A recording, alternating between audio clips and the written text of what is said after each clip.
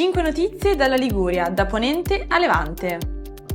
Un impatto economico che supera i 110 milioni di euro, oltre 550.000 presenze complessive sul territorio regionale e circa 300.000 pernottamenti, 382 eventi sportivi realizzati, di cui 57 di livello internazionale, per un totale di oltre 1.000 giornate di sport. Ecco i risultati di Liguria 2025, Regione Europea dello Sport.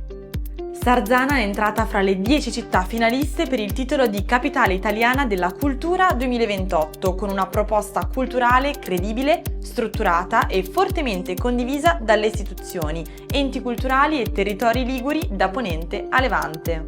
Riprendono entro metà marzo alla Spezia i lavori del primo lotto dell'Aurelia Bis, mentre a Savona il cantiere ripartirà entro fine marzo, con la seconda ditta classificata nella gara d'appalto.